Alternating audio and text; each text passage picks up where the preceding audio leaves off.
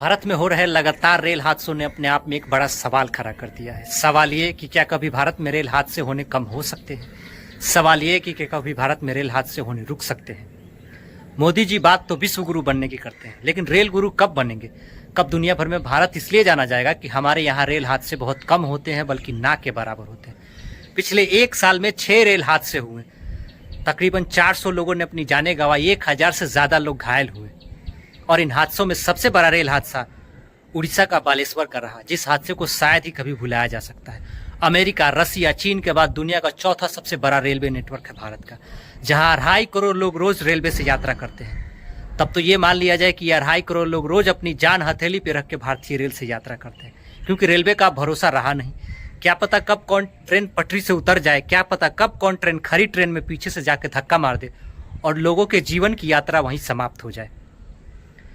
आजकल के रेल मंत्री कुर्सी के इतने लालची हैं कि हादसे पे हादसे हुए जा रहे हैं और इस्तीफा देने का नाम नहीं लेते हैं। इससे अच्छा तो पहले के रेल मंत्री हुआ करते थे कि कम से कम समाज के लोग लज्जा के मारे इस्तीफा तो दे दिया करते थे। लेकिन ये बेचारे पिछले कई वर्षों से कुर्सी पे तन के बैठे हुए हैं कि होने तो कितने रेल हादसे होंगे। रेलवे का एक स्लोगन है कि राष्ट्र की जीवन रेखा, लेकिन यहाँ तो लोगों की जीवन रेखा समाप्त की जा रही है। पूरे भारत में 99,235 किलोमीटर का लंबा नेटवर्क फैला हुआ है रेलवे का, जहां आज भी आधा से अधिक रेलवे ट्रैक, पुल, पुलिया और स्टेशन अंग्रेज के ज़माने के हैं। लेकिन वर्तमान सरकार रेलवे स्टेशनों का नाम बदल के, उनकी रंगाई पुताई करके रेलवे के इतिहास में विकास की नई गाथा लिख रही है। लेकिन हकीकत इसके परे है कि आज रेलवे आज भी अंग्रेजों के ज़माने के बनाए हुए सिद्धांतों और नियमों पर चलता आ रहा है। वर्तमान सरकार देश के लोगों को बुलेट ट्रेन का सपना दिखा रही है, और इसमें कोई बुराई भी नहीं है। भारत में बुलेट ट्रेन आना ही चाहिए, क्योंकि दुनिया के कई देशों में बुलेट ट्रेन पिछले कई वर्षों से चल रही है, तो भारत में भी आना चाहिए। लेकिन जिस बुलेट ट्रेन का सपना दिखाया जा रहा है, उस बुलेट ट्रेन की औसतन स्पीड 250 किलोमीटर प्रति घंटा है, और हमारे यहाँ जो ट्रेनें चल रही हैं आज के दौर में, उसकी स्पीड 30 से 60 किलोमीटर प्रति घंटा है। जब रेलवे 30 से 60 किलोमीटर प्रति घंटा की रफ्तार से चलने वाली ट्रेनों को संभाल नहीं पा रही है, तो ये लोग बुलेट ट्रेन का खाक संभाल पाएंगे?